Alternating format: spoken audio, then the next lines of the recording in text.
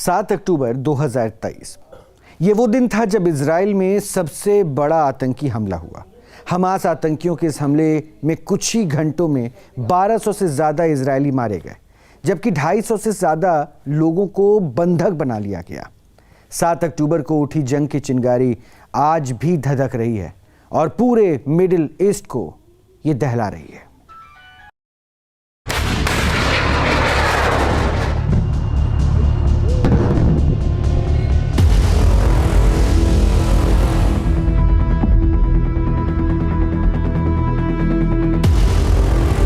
सात अक्टूबर 2023 ये वो दिन था जब इजराइल की धरती पर सबसे बड़ा आतंकी हमला हुआ।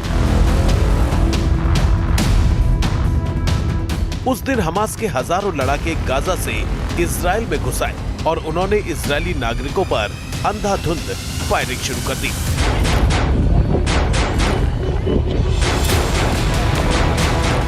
हमास के इस हमले से इजराइल दहल गया।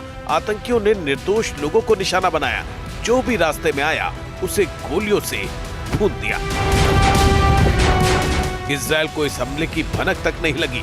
सुरक्षा बल जब तक संभलते तब तक हमास आतंकी कत्लेआम कर चुके थे। आतंकियों ने इजराइल को कभी ना भूलने वाला दर्द दे दिया था। मजहबी नारे लगाते हुए हमास के आतंकी लगातार गोलियां बरसा रहे थे। अल्लाहू अकबर! टैंक पर खड़े होकर जश्न मना रहे थे। हमास के आतंकियों ने सबसे पहले दक्षिणी इजराइल के सबसे बड़े शहर अश्कलोन को निशाना बनाया। ये शहर गाजा पट्टी से महज 30 से 35 किलोमीटर दूर है। इस शहर से ही गाजा पट्टी की सीमा लगी हुई है। हमास के आतंकी मोटर लगे पैराशूट में सवार होकर इस शहर के नजदीक ही उतरे थे। उस वक्त शहर में एक म्यूजिक फेस्टिवल चल रहा था। लोग मस्ती के मूड में थे, खुशी से नाच गा रहे थे। करीब 4000 लोग रीम इलाके में मौजूद थे। इन लोगों को जरा सा भी आभास नहीं था कि हमला होने वाला है। अगले ही पल माहौल बदल गया। रॉकेट की बारिश होने लगी। अचानक हुए इस हमले से लोगों में अफरा तफरी मच गई। लोग जान बचाने के लिए भागे, लेकिन हमास आतंकियों ने उन्हें चारों तरफ से घेरकर फायरिंग शुरू कर दी। इस दौरान कुछ लोग जान बचाकर गाड़ियों तक पहुंचने में भी कामयाब रहे, लेकिन हमास आतंकियों ने गाड़ियों को भी रॉकेट से उड़ा दिया। हमास आतंकियों ने आसपास खड़ी सैकड़ों गाड़ियों को तबाह कर दिया। उस दिन हमास के आतंकियों ने अंधाधुंध फायरिंग और रॉकेट से हमले करके सैकड़ों लोगों को मौत के घाट उतार दिया। इस इलाके में हमास आतंकियों की बर्बरता की तस्वीरें न्यूज नेशन के कैमरे में भी कैद हुई थी। गाजा पट्टी से लगे इजरायली इलाके में जो नजारा दिखा वो डराने वाला था। इस कत्लेआम के बाद अश्कलोन शहर में डर का माहौल फैल गया। आतंकी हमले से डरे सहमे लोगों ने शहर से पलायन करना शुरू कर दिया। हमास के आतंकियों ने अश्कलोन के अलावा इजराइल के कुछ और शहरों को भी निशाना बनाया। हमास के इस हमले में 1205 लोगों की मौत हो गई। 251 लोगों को हमास के आतंकी बंधक बनाकर गाजा पट्टी ले गए। बंधक बनाए गए 117 लोग आजाद कर दिए गए, जबकि 70 की मौत हो गई। एक साल बीत गए हैं, फिर भी 64 लोग अब भी बंधक हैं। मीडिया रिपोर्ट्स के मुताबिक हमले को अंजाम देने के लिए आतंकी संगठन हमास ने पूरा प्लान पहले ही तैयार कर लिया था। सबसे पहले सुबह करीब 6:30 बजे मिसाइल यूनिट के जरिए इजराइल पर 3000 रॉकेट दागे गए। इतने बड़े हमले से इजराइल के लोग सकते में आ गए। फिर एयरबॉर्न यूनिट के जरिए पैराग्लाइडर से आतंकी इजराइल में घुसे। इसके बाद कमांडो यूनिट ने जमीन पर बाढ़ काटी और गाजा पट्टी से आतंकी इजराइल में दाखिल हुए। इस दौरान हमास की ड्रोन यूनिट हमला करने और सूचना जुटाने में जुटी रही।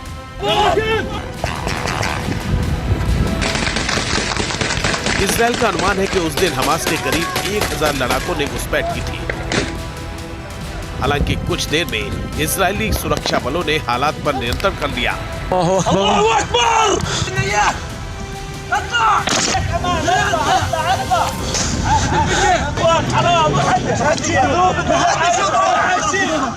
लेकिन तब तक हमास के आतंकी इजराइल पर सबसे बड़ा हमला करने में कामयाब हो चुके थे। इजराइल पर हमले के लिए हमास ने फुल प्रूफ प्लानिंग की थी। इजराइल के जिस मजबूत सुरक्षा चक्र का दुनिया लोहा मानती है, उसमें हमास ने सेंध लगा दी थी। इस हमले की भनक इजराइल की खुफिया एजेंसी मोसाद तक को नहीं लग पाई थी, जिसे दुनिया की सबसे हाईटेक, सबसे खूंखार खुफिया एजेंसी माना जाता है। आखिर कैसे हमास ने इजराइल के सुरक्षा घेरे में सेंध लगाई, आइए देखते हैं इस रिपोर्ट में।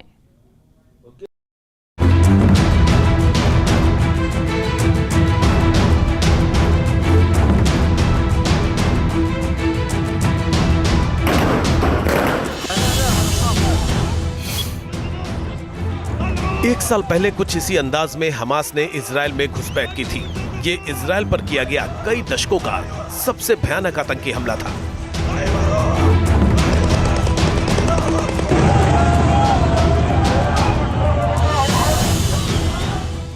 अचानक हुए इस हमले की इजरायली खुफिया एजेंसियों को भनक तक नहीं लगी थी।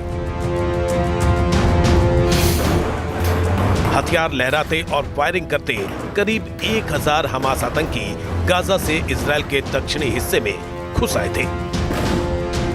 इजराइल पर हमास ने जल, थल और नभ से एक साथ हमला बोला। इस हमले से न केवल इजराइल बल्कि पूरी दुनिया हैरान हो गई।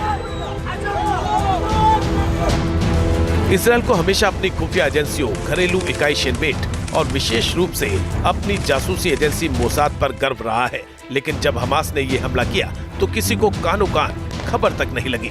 हमले के बाद सवाल उठे कि इजराइल की सुरक्षा में इतनी बड़ी सेंध कैसे लगी, इजरायली खुफिया तंत्र क्यों नाकाम हो गया, आयरन डोम जैसा मजबूत डिफेंस सिस्टम कैसे नाकाम हो गया। दरअसल इजराइल पर हमले के लिए हमास ने लंबी तैयारी की थी। इसी कारण नभ, थल और जल से किए हमले में किलेबंदी वाली सीमा की सुरक्षा धराशायी हो गई थी। रिपोर्ट्स के मुताबिक फिलिस्तीन के आतंकी संगठन हमास ने इस सबसे विनाशकारी हमले को अंजाम देने के लिए करीब 1000 लड़ाकों की एक खास टीम तैयार की थी। इन लड़ाकों को स्पेशल यूनिट्स में तैनात किया गया था। सूत्रों के मुताबिक ये आतंकी 2021 में हुए संघर्ष के बाद से ही गाजा में ट्रेनिंग ले रहे थे। हमास की अल कसम ब्रिगेड की तरफ से इन आतंकियों के कुछ वीडियो भी जारी किए गए थे। इन वीडियोस में लड़ाकों को ट्रेनिंग लेते हुए देखा जा सकता है। इन वीडियो में साफ नजर आ रहा था कि कैसे आतंकी लैंडिंग का अभ्यास कर रहे हैं। रिपोर्ट्स के मुताबिक इजराइल में घुसपैठ के लिए हमास की 5 यूनिट्स को अलग अलग जिम्मेदारियां दी गई थी।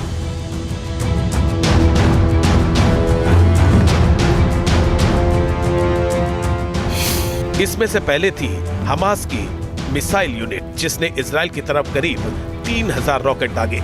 इन रॉकेट्स का मकसद लोगों को डराना और उन्हें भ्रम में डालना था। साथ ही हमास आतंकियों को गाजा के आसपास की मजबूत बाड़ को तोड़ने और ऑपरेशन को अंजाम देने के लिए कवर देना था। हमास की मिसाइल यूनिट जमीन के रास्ते घुसपैठ में मदद कर रही थी, तो एयरबॉर्न यूनिट आसमान से इजराइल को दहलाने की तैयारी में लगी थी। इस यूनिट के सदस्य हैंग ग्लाइडर या मोटर से चलने वाले पैराग्लाइडर की मदद से सीमा पर पहुंच गए थे। इन्होंने जमीन पर होने वाले हमले के लिए इलाके को सुरक्षित किया। इजराइल पर हमले के बाद हमास की तरफ से आए वीडियोस में एयरबॉर्न यूनिट के सदस्यों को देखा जा सकता है। इसमें उन्हें हथियारों के साथ टारगेट पर लैंड करने और फिर वहां पर ट्रेनिंग लेते हुए भी देखा जा सकता है। इजराइल में घुसपैठ करने में सबसे अहम रोल हमास के एलीट कमांडो ग्राउंड यूनिट का था। ये 400 एलीट कमांडो का ग्रुप था, जिसका मकसद विस्फोटकों की मदद से गाजा की दीवार को तोड़ना था। इसके बाद ही आतंकी इजराइल की सीमा में घुसपैठ कर सके। हमास के सदस्यों ने सीमा पर चौड़ा रास्ता बनाने के लिए बुलडोजर का भी इस्तेमाल किया था, ताकि उसकी टीमें पिकअप व्हीकल के साथ इजराइल के क्षेत्र में दाखिल हो सके। सूत्रों के माने तो कमांडो ने इजराइल की फर्स्ट डिफेंस लाइन पर हमला किया, जहां सैनिक सोते थे, वहां पर भी हमला बोला। इसके साथ ही दक्षिणी इजराइल में उसके ठिकानों और मुख्यालयों पर कब्जा कर लिया। हमास के आतंकी जब घुसपैठ कर रहे थे तो उसकी ड्रोन यूनिट ने सीमा पर निगरानी की। सीमा पर निगरानी के लिए हमास ने ड्रोन्स की मदद ली। हमास ने इनका इस्तेमाल घुसपैठ के लिए रास्ता बनाने के लिए किया। इजराइल को दहलाने के इस पूरे ऑपरेशन में हमास की इंटेलिजेंस यूनिट का भी अहम रोल था। हमास अपनी इंटेलिजेंस यूनिट के जरिए इजरायली सैनिकों की स्थिति और गतिविधियों की पहचान और उनके मुख्यालय की निगरानी कर रहा था। सूत्रों के मुताबिक हमास के कई लीडर्स तक इस बात से अनभिज्ञ थे कि जिन 1000 लड़ाकों को हमले की ट्रेनिंग दी जा रही है उनका मकसद क्या है। इसकी भनक तब लगी जब इजराइल पर हमले की तैयारी पूरी कर ली गई और इन लड़ाकों को 4 हिस्सों में बांट दिया गया। इसके तुरंत बाद एक साथ चौतरफा हमला बोलकर इजराइल को टहला दिया गया। हमास के हमले के बाद बदले की आग में जल रहे इजराइल ने गाजा में ताबड़तोड़ हमले बोले। इजरायली एयरफोर्स ने घातक मिसाइलों से हमले करके पूरे गाजा को खंडहर में तब्दील कर दिया। इन हमलों में हमास के नेटवर्क को तगड़ा नुकसान पहुंचा। उसके ज्यादातर ठिकाने मिट्टी में मिल गए।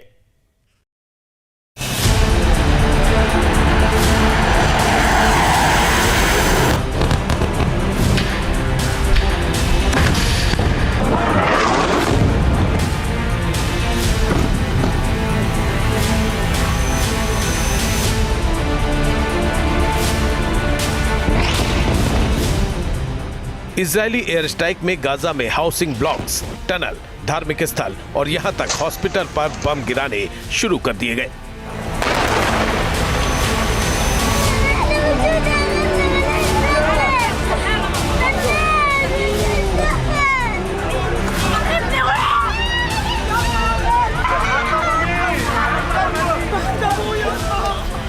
ये वो इलाके थे जिन्हें इजराइल हमास के आतंकियों का महफूज ठिकाना मानता था।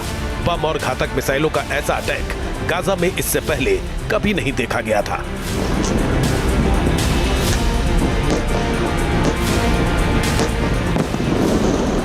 इजराइल ने हमास को जमींदोज कर देने वाले इस सैन्य अभियान का नाम स्वॉर्ड्स ऑफ आयरन दिया था। यानी प्रधानमंत्री बेंजामिन नेतन्याहू चाहते थे इसे सीधे सीधे गाजा वॉर कहा जाए। हमास के हमले के बाद जब उन्होंने टेलीविजन पर तेल अबीब में मिलिट्री हेडक्वार्टर से पहली बार इजरायली जनता को संबोधित किया तो यही कहा, हम जंग में हैं।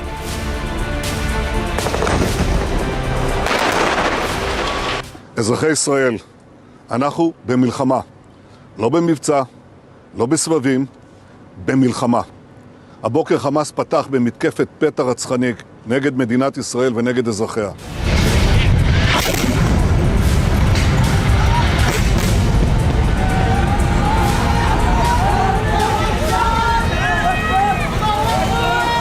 इजराइल ने अपनी तरफ से हमलों के शुरुआती दौर में वार्निंग जारी कर दी थी। इजरायली सेना ने हमास के अटैक के एक हफ्ते बाद लोगों से कहा कि उत्तरी गाजा को छोड़कर दक्षिणी गाजा की ओर चले जाएं। इस दौरान करीब 20 लाख लोग विस्थापित हो गए। लेकिन उसके बाद इजराइल ने गाजा के अल शिफा अस्पताल को हमले की जद में लिया। इजराइल का दावा था कि इस अस्पताल के नीचे हमास के आतंकियों ने बंकर में अपना कमांड सेंटर बना रखा है। इजरायली सेना ने रॉकेट और बमों के जरिए अस्पताल के परखच्चे उड़ा दिए। नॉर्थ गाजा से लेकर दक्षिण में राफा तक गाजा 5 हिस्सों में बटा हुआ है। दुनिया के सबसे घनी आबादी वाले इलाके में से एक इस रिहायशी क्षेत्र में तकरीबन 22 लाख लोग रहते हैं। इजराइल का आरोप था कि इन्हीं रिहायशी इलाकों की आड़ में हमास ने मस्जिदों और स्कूलों में अपने आतंकी ठिकाने बना रखे थे। इजराइल ने किसी को नहीं बख्शा।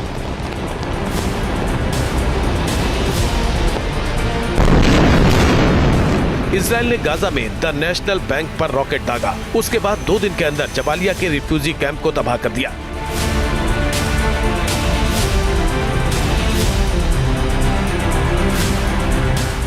इस दौरान इजरायली सेना आईडीएफ ने हमास के खिलाफ ग्राउंड ऑपरेशन को लॉन्च कर दिया।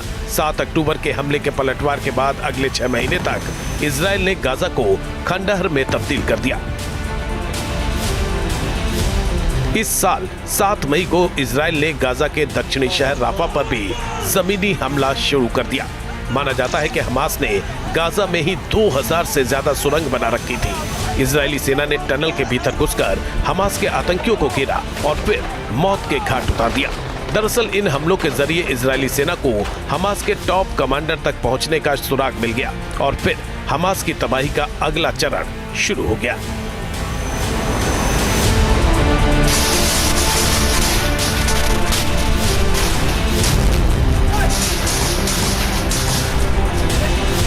इजराइल ने हमास के खात्मे तक जंग जारी रखने की कसम खाई। हालांकि उसके सामने सबसे बड़ी चुनौती हमास के टनल नेटवर्क में सेंध लगाने की थी। आसमान से गाजा को दहलाने के बाद इजराइल सेना ने अब ग्राउंड ऑपरेशन शुरू किया और हमास के टनल नेटवर्क को भी तहस नहस कर दिया।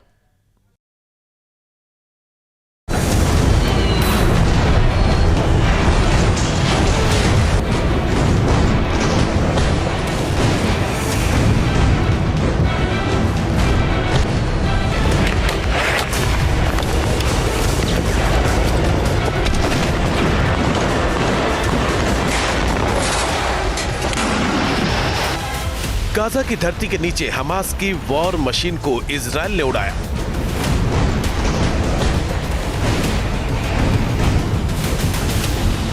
जमीन के अंदर हमास की सबसे मजबूत किलेबंदी को इजराइल ने तबाह किया।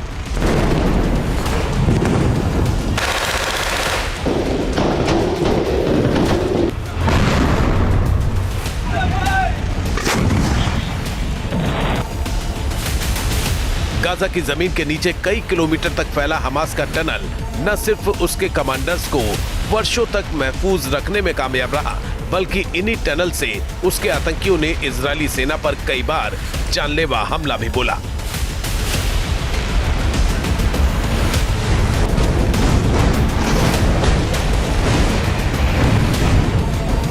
गाजा में बहुमंजिला इमारतों की बुनियाद में टनल, लोगों के निजी घरों के नीचे टनल या फिर शहर के बाहर रेतीले टीलों के भीतर टनल।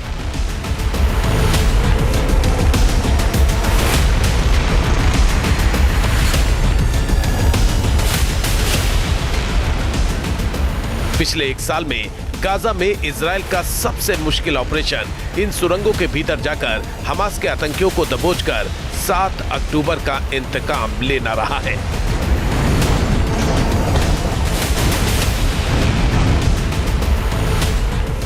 अनुमानों के मुताबिक गाजा में जमीन के नीचे हमास ने 30 मीटर की गहराई तक अलग अलग सुरंगें बना रखी थी, जो एक दूसरे से जुड़ी हुई थी। इनकी कुल लंबाई 500 किलोमीटर तक हो सकती है। कई सुरंगों का रास्ता गाजा के घरों के बेसमेंट से होकर जाता था। इन सुरंगों में मस्जिद, स्कूल या किसी सार्वजनिक स्थानों से भी प्रवेश किया जा सकता था। हमास ने इन सुरंगों में ही कमांड सेंटर और कंट्रोल सिस्टम बना रखे थे। सुरंगों को इतनी चौड़ाई के साथ बनाया गया था जिसके जरिए ट्रांसपोर्टेशन के लिए गाड़ियां और रेल ट्रैक्स तक का इस्तेमाल किया जा सके। कई सुरंगों में हमास ने बेडरूम, किचन, टॉयलेट और वर्कशॉप भी बना रखी थी। 7 अक्टूबर को इजराइल पर हमला करने के बाद हमास के आतंकियों ने इन्हीं सुरंगों में बंधकों को छिपा कर रखा था। पिछले एक साल के दौरान इजराइल ने हमास की सुरंगों को 2 तरफा हमलों से तबाह करने की कोशिश की है। पहले तो इजरायली एयरफोर्स ने एयर स्ट्राइक के जरिए संभावित सुरंगों को टारगेट बनाते हुए उन पर ताबड़तोड़ बमबारी की और फिर जमीन पर ऑपरेशन को अंजाम देते हुए इजरायली सेना ने सुरंगों के भीतर जाकर हमास के कई आतंकियों को मार गिराया। इजरायली सैनिकों ने टनल के भीतर उतरकर चप्पे चप्पे को खंगाला और जहां भी हमास का एक भी आतंकी दिखा उसका सफाया कर दिया। हालांकि कहा जा रहा है कि इजरायली सेना को अब तक हमास की सिर्फ 5% सुरंगों को ही तबाह करने में कामयाबी मिल पाई है। पिछले महीने जब हमास की 1 किलोमीटर लंबी टनल की तस्वीरें सामने आई तो हैरानी और भी बढ़ गई। टनल में कई कमरे बने हुए थे। यहाँ से हमास के वो अत्याधुनिक उपकरण भी जब्त किए गए जिनका इस्तेमाल इजरायली सेना के ऑपरेशन को कुंद करने के लिए किया जा रहा था।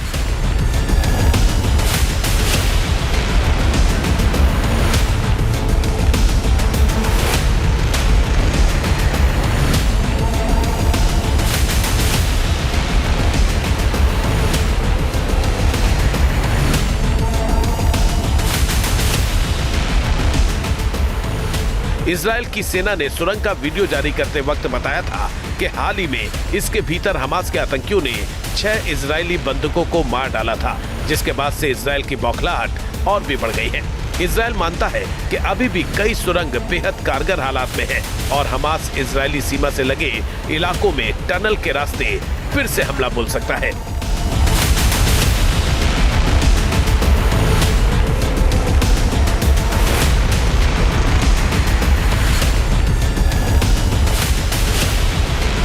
इजरायली सेना की फहरिस्त में हमास की सुरंगों को तबाह करना पहले नंबर पर है। खान यूनिस इलाके में सेना ने कई सुरंगों को पूरी तरह से बंद कर दिया है और वहां टनल के लिए कंक्रीट बनाने वाली फैक्ट्री को भी तबाह कर दिया है। मुश्किल ये भी है कि इजरायली सेना के लिए ये सुरंग बूबी ट्रैप भी बन चुकी है। 4 महीने पहले हमास ने टनल के अंदर हमला करने वाले कई इजरायली सैनिकों को बंधक बनाने का दावा किया था। हमास ने कहा था कि सुरंग में जाल बिछाया गया और जब इजरायली सैनिक वहां पहुंचे तो कुछ को मार दिया गया, जिसके बाद इजरायली सेना को पीछे हटना पड़ा। हालांकि इजरायल ने हमास के दावों से इनकार किया था, लेकिन इन सुरंगों को लेकर इजरायली सेना बेहद चौकन्नी रहती है। दरअसल हमास के सुरंगों को पूरी तरह से तबाह करना इजरायल के लिए रणनीतिक मुश्किल भी है, क्योंकि रिहायशी इलाकों में होने की वजह से इन हमलों में आम लोगों की भी मौत हो सकती है। खुद इजरायली सैनिकों की भी जान जा सकती है। दुनिया के टनल एक्सपर्ट्स के मुताबिक गाजा में कई ऐसी सुरंगें भी हैं जिनके दरवाजों को छूते ही विस्फोट हो जाता है। इजरायल हमास की सुरंगों को गाजा मेट्रो कहता है। हमास का नामो निशान मिटाने के लिए गाजा में उसका एंटी टनल ऑपरेशन अभी खत्म नहीं हुआ है।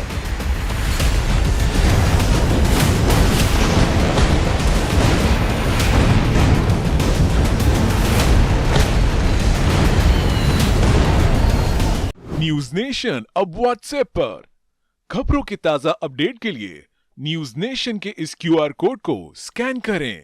इजराइल ने हमास के ठिकानों को मिट्टी में मिला दिया, लेकिन उनके टॉप लीडर्स अब भी इजराइल की पकड़ से बाहर थे।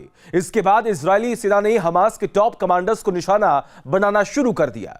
जल्द ही इजरायली सेना ने हमास चीफ इस्माइल हानिया को भी मौत की नींद सुला दिया और जगह चुनी उस ईरान की राजधानी तेहरान को, जिसका हाथ इजराइल के विरोधी गुटों के सिर पर रहा है।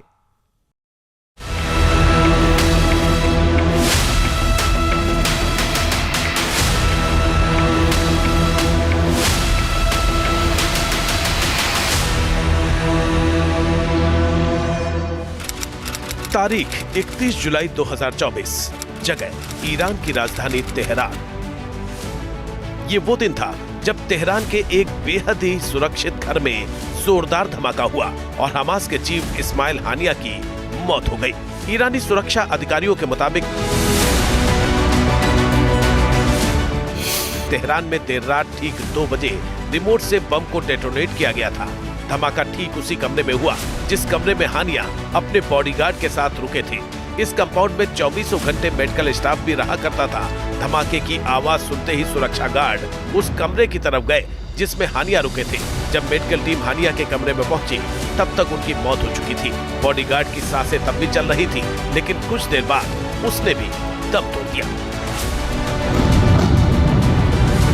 धमाके की वजह से कमरे की एक दीवार ढह गई, जबकि कुछ खिड़कियों के शीशे चकनाचूर हो गए। शुरुआती जानकारी यही थी कि हानिया की मौत किसी मिसाइल हमले में हुई। कहा गया कि ये मिसाइल किसी ड्रोन या प्लेन से दागी गई और उसने हानिया का काम तमाम कर दिया। हालांकि जल्द ही ये थ्योरी खारिज कर दी गई, क्योंकि मौके पर सबसे पहले पहुंचे रिवॉल्यूशनरी गार्ड और कुछ फोर्स के अफसरों के मुताबिक हानिया के कमरे में जिस तरह से धमाका हुआ उससे ये साफ हो गया था कि ये धमाका किसी बाहरी मिसाइल या ड्रोन से नहीं हो सकता। धमाका कमरे के अंदर से ही हुआ था। जानकारी के मुताबिक हानिया की मौत किसी मिसाइल या ड्रोन हमले से नहीं, बल्कि एक बम धमाके में हुई, वो भी उस बम से जो पहले से ही उस कमरे में रख दिया गया था जहां हानिया ठहरे थे। इससे भी आश्चर्यजनक बात यह है कि बम उस कमरे में 6 से 8 हफ्ते पहले ही प्लांट कर दिया गया था। यानी हमलावरों को पता था कि इस्माइल हानिया गेस्ट हाउस के किस कमरे में ठहरेंगे। आखिर हानिया के बारे में इतनी सटीक जानकारी कैसे मिली? किस तरह उनकी हत्या की साजिश रची गई? दरअसल ईरान की राजधानी तेहरान के उत्तरी इलाके में एक बेहद खास जगह है निशात। यहाँ एक बड़ा सा कंपाउंड है और ये पूरा कंपाउंड तेहरान के सबसे सुरक्षित इलाकों में से एक माना जाता है। इस कंपाउंड की सुरक्षा की जिम्मेदारी इस्लामिक रेवोल्यूशनरी गार्ड यानी ईरान की सबसे बेहतरीन फोर्स के हवाले है। निशात के इस कंपाउंड के अंदर कई गेस्ट हाउस हैं। तेहरान आने वाले ईरान के खास मेहमानों को इसी कंपाउंड के अलग अलग गेस्ट हाउस में ठहराया जाता है। ईरान और हमास के रिश्ते जग जाहिर है। इजराइल पर हमले को लेकर ईरान ने हमेशा हमास का साथ दिया है। उसी हमास के पॉलिटिकल विंग के हेड इस्माइल हानिया अक्सर बातचीत के लिए तेहरान का दौरा किया करते थे। हानिया जब भी तेहरान जाते थे यहाँ के गेस्ट हाउस के एक खास कमरे में रुका करते थे। कतर के बाहर हर रोज कई बार अपनी लोकेशन बदलने वाली हानिया से बस यही गलती हो गई, या यूं कहें कि इस जगह और इस्लामिक रेवोल्यूशनरी गार्ड की जबरदस्त सुरक्षा घेरे को देखते हुए वो बेफिक्र हो गए थे और इसी बेफिक्री का फायदा उठाया हानिया के दुश्मनों ने।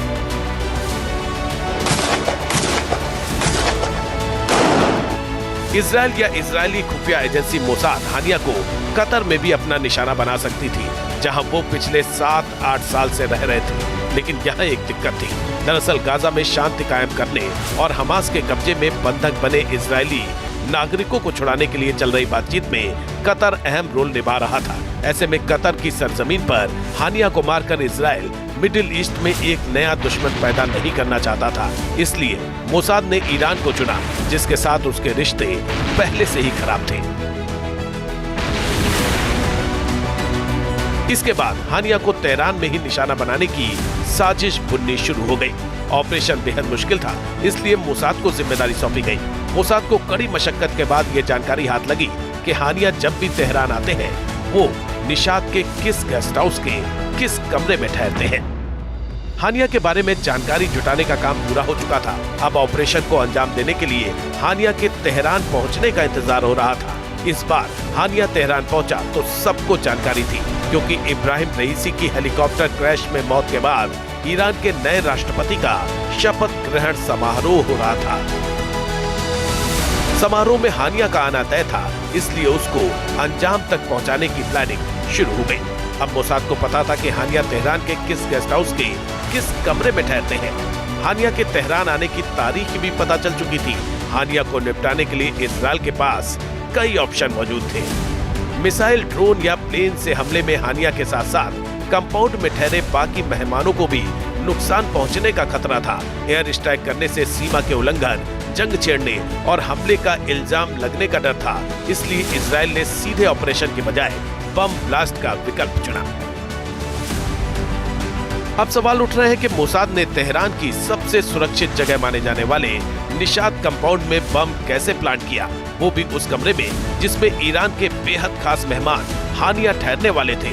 तो क्या रिवोल्यूशनरी गार्ड में मोसाद का कोई घुसपैठिया था, या फिर कंपाउंड में मोसाद का कोई अपना आदमी? क्योंकि बिना किसी अंदरूनी मिलीभगत के इतनी सुरक्षित जगह पर बम रखना नामुमकिन था। फिलहाल ये तो पता नहीं कि कमरे तक बम कैसे पहुंचा, लेकिन ये साफ हो चुका है कि उस कमरे में बम लगभग 2 महीने पहले रखा गया था। जो बम कमरे में रखा गया था वो एक रिमोट बम था, यानी इस बम को रिमोट से ही डेटोनेट किया जा सकता था। जब हानिया गेस्ट हाउस के कमरे में पहुंचे तो रिमोट का बटन दबा और उनका काम तमाम हो गया। हालांकि इस रिमोट का बटन किसने दबाया और ये रिमोट गेस्ट हाउस से कितनी दूरी पर था, ये अब तक साफ नहीं हो सका है। पर हमलों के बीच लेबनान का हिजबुल्लाह भी इजराइल की आंखों का किरकिरी बना हुआ था। दरअसल लेबनान की धरती से हिजबुल्लाह तेल अवीव की तरफ लगातार मिसाइलें बरसा रहा था। इसीलिए गाजा के फ्रंट से निपटने के बाद नेतन्याहू ने हिजबुल्लाह को मिट्टी में मिलाने की कसम खाई।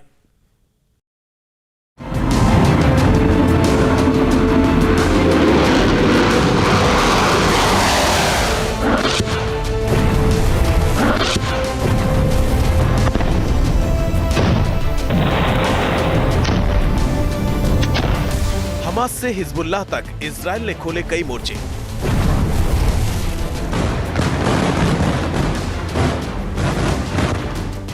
हमास को तबाह करने की कसम, हिजबुल्लाह को जड़ से उखाड़ फेंकने का दम। पिछले महीने 17 सितंबर को लेबनान की राजधानी बेरूत में जब पॉकेट में रखे पेजर में एक के बाद एक विस्फोट होने लगे, तब पूरी दुनिया चौंक गई। लेकिन जल्दी खुलासा हो गया कि इजरायली खुफिया एजेंसी मोसाद ने किस तरह हिजबुल्लाह के खात्मे का प्लान तैयार कर रखा है। 18 सितंबर को भी बेरूत में वॉकी टॉकी और इलेक्ट्रॉनिक डिवाइस में ब्लास्ट हुए, लेकिन हिजबुल्लाह के खिलाफ वॉर के ये नए फेज की महज शुरुआत थी। इजराइल ने बेरूत को बमों से दहलाने की योजना को जमीन पर उतार दिया था और निशाने पर था हिजबुल्लाह चीफ हसन नसरल्लाह।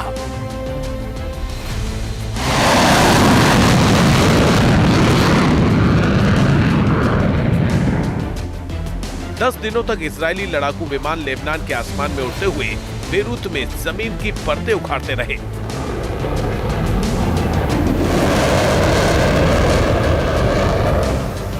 इन हवाई हमलों में टारगेट पर हिजबुल्लाह के तमाम टॉप कमांडर शामिल थे। दरअसल गाजा में हमास की सुरंगों की तरह ही बेरूत में हिजबुल्लाह ने 60 फीट नीचे बंकर बना रखे हैं।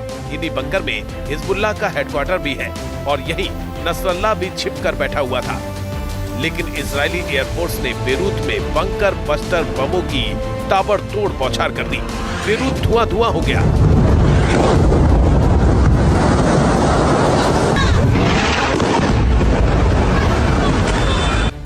और धमाकों के साथ बंकर के अंदर गए जहरीले धुएं से नसरल्लाह की मौत हो गई। इजरायल ने 80 टन विस्फोटकों से भरे लगभग 85 स्पेशल बंकर बस्टर बम को नसरल्लाह के बंकर के ऊपर गिराया था। ये बंकर तोड़ बम पत्थर से बने बंकर्स के लिए ही बनाए गए हैं, जो ब्लास्ट प्रूफ जमीन के अंदर भी 6 मीटर की गहराई तक छेद कर सकते हैं। इजरायल ने नसरल्लाह को मारने के लिए हमले में करीब 900 किलो के बंकर बस्टर बम का इस्तेमाल किया था। इन हमलों का अंदाजा लगाने के लिए ये तस्वीरें देखिए। नसरल्लाह की मौत से ठीक पहले बंकर के भीतर बमबारी की तस्वीरें हैं ये। इजरायल ने नसरल्लाह के खात्मे के लिए ऑपरेशन न्यू ऑर्डर को आसमान से लेकर जमीन पर उतारा था। इन तस्वीरों में देख सकते हैं नसरल्लाह को किसी भी कीमत पर मौत के घाट उतारने के लिए इजरायली एयरफोर्स ने 28 सितंबर को सिर्फ 5 मिनट के अंदर ही बेरूत को मातम के शहर में तब्दील कर दिया। इजरायली एयरफोर्स ने F-16, F-15 और F-35 जैसे फाइटर जेट से ताबड़तोड़ बमबारी की।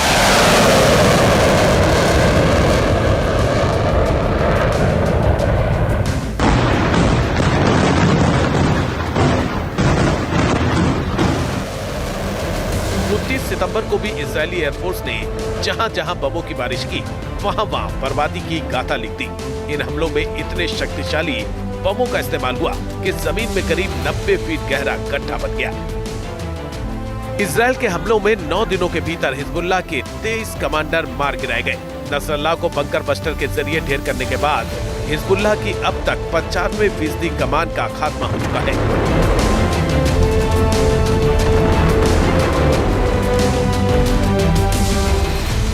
एक हफ्ते में इजरायल ने हिजबुल्लाह के नए चीफ हाशिम सैफुद्दीन के साथ साथ नसरल्लाह के दामाद हसन जाफर को एयर स्ट्राइक और ग्राउंड ऑपरेशन में मार गिराया।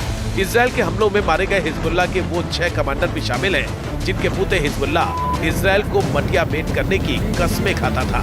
तस्वीरें देख लीजिए।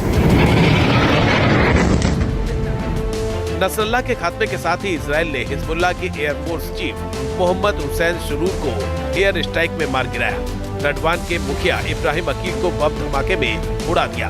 कमांडर फौद सुकन और अली कारकी के साथ ही हिजबुल्लाह के मिसाइल फोर्स के हेड इब्राहिम कुवैसी को इजरायली सेना IDF ने मार डाला। इन हमलों में हिजबुल्लाह की सुरक्षा इकाई 900 के प्रमुख नादेर एजुद्दीन की भी मौत हो चुकी है।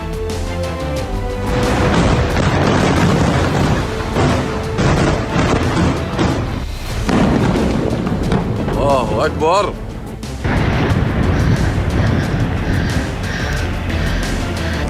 ताकत के लिहाज से देखें तो इजरायल ने हिजबुल्लाह की करीब 75% मिलिट्री पावर को जमींदोज कर दिया है।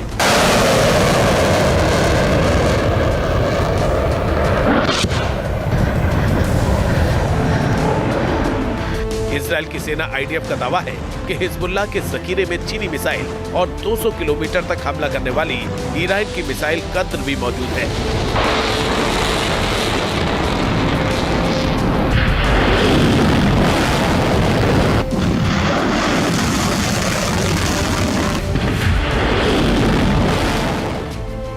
इसे देखते हुए इजरायली सेना ने बेरूत के आसपास इलाके में हमला बोलकर हिजबुल्लाह के एंटी शिप मिसाइल को भी तबाह कर दिया। हिजबुल्लाह के दर्जनों ठिकानों पर इजरायल ने हवाई और जमीनी हमला किया। इन हमलों में हिजबुल्लाह के गाइडेड लॉन्चर, हथियार डिपो और आतंकवादी बुनियादी ढांचों को निशाना बनाया गया। दरअसल पिछले 12 महीनों से इजरायल गाजा से लेकर बेरूत तक अपने पड़ोस में मौजूद दुश्मनों को जड़ से मिटा देने के लिए फाइनल वॉर के मूड में है। यही वजह है कि हिजबुल्लाह और हमास को कवर देने के लिए ईरान को भी इजरायल के खिलाफ खुलकर जंग में सामने आना पड़ा है। हिजबुल्लाह चीफ नसरल्लाह की मौत से ईरान बौखला गया है। उसने करीब 200 हाइपरसोनिक मिसाइलें दागकर तेल अवीव को दहला दिया है। इस हमले से ईरान और इजराइल के बीच में तनाव चरम पर पहुंच गया है और 1 साल पहले भड़की जंग की चिंगारी ने पूरे मिडिल ईस्ट को दहला दिया है। ईरान की इस हरकत के बाद अब दुनिया पर महायुद्ध का खतरा भी मंडराने लगा है।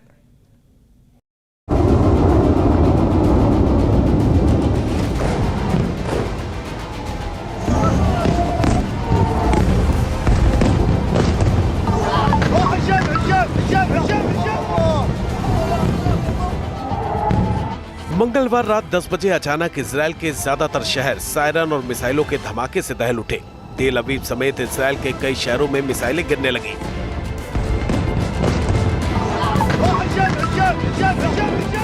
एक के बाद एक मिसाइलें इजरायली धरती पर गिरी, जिनमें से कई ने लक्ष्य को हिट किया।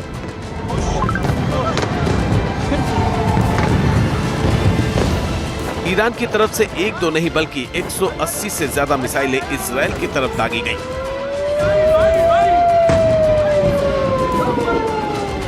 काफी देर तक धमाकों की गूंज सुनाई देती रही।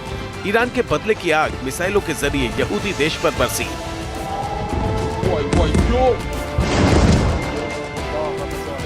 इस्लामिक रेवोल्यूशनरी गार्ड कॉर्प्स यानी IRGC ने हिजबुल्लाह कमांडर नसरल्लाह की मौत के 120 घंटे के अंदर ही पलटवार किया और मिसाइलों का मुंह इजराइल की तरफ खोल दिया।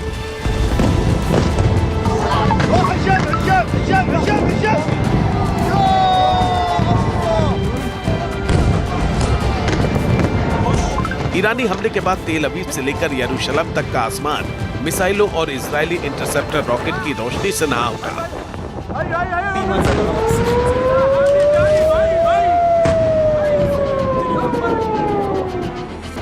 IRGC ने इजराइल के खिलाफ ऑपरेशन ट्रू प्रॉमिस 2 के एक्शन से इजराइल समेत पूरी दुनिया चौंक गई। एक तरफ ईरानी मिसाइलें इजरायली शहरों पर तबाही की आग बरसा रही थी, ठीक उसी वक्त ईरान की संसद मजलिस में मौजूद सांसद IRGC के पक्ष में नारे लगा रहे थे। तेहरान में IRGC मुख्यालय से इस पूरे हमले की मॉनिटरिंग की जा रही थी। IRGC के इस पलटवार पर ईरान से लेकर इराक तक और सीरिया से लेकर जेनिन तक जश्न का माहौल दिखा। रक्षा विशेषज्ञों का दावा है कि ईरानी हमले का मकसद इजराइल के बड़े सैन्य ठिकाने, परमाणु अड्डे और मोसाद का मुख्यालय टारगेट करना था। हालांकि इजरायली एयर डिफेंस सिस्टम ने ज्यादातर मिसाइलों को हवा में ही मार गिराया। जो मिसाइलें गिरी उनसे भी इजराइल को कोई बड़ा नुकसान नहीं हुआ। ईरान ने 1 अक्टूबर की रात जिस तरह सैकड़ों मिसाइलें इजराइल की तरफ दागी, 7 तरफ से घेरकर इजराइल को निशाना बनाने की कोशिश की, 2000 किलोमीटर तक मार करने वाली खतरनाक मिसाइलों का इस्तेमाल किया। दावा तो यहाँ तक है कि यहूदी देश पर हमले के लिए हाइपरसोनिक मिसाइलों को भी दागा गया। रक्षा विशेषज्ञों के मुताबिक ये एक्शन अब सिर्फ 2 देशों के बीच शुरू हुआ तनाव नहीं, बल्कि महायुद्ध का आगाज हो सकता है।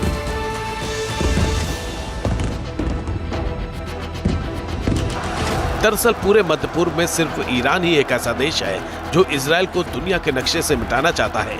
इजराइल जानता है कि ईरान अपने मिसाइल प्रोग्राम, ड्रोन यूनिट और एटॉमिक प्रोग्राम के भरोसे है। इजराइल ईरान की इस ताकत पर ही चोट करना चाहता है, हालांकि इसके लिए उसे किसी वाजिब वजह की दरकार थी।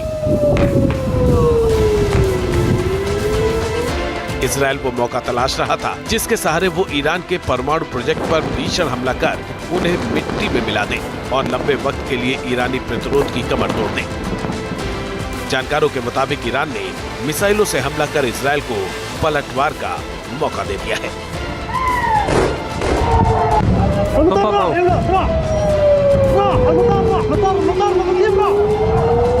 न्यूज नेशन अब व्हाट्सएप पर खबरों की ताजा अपडेट के लिए न्यूज नेशन के इस QR कोड को स्कैन करें।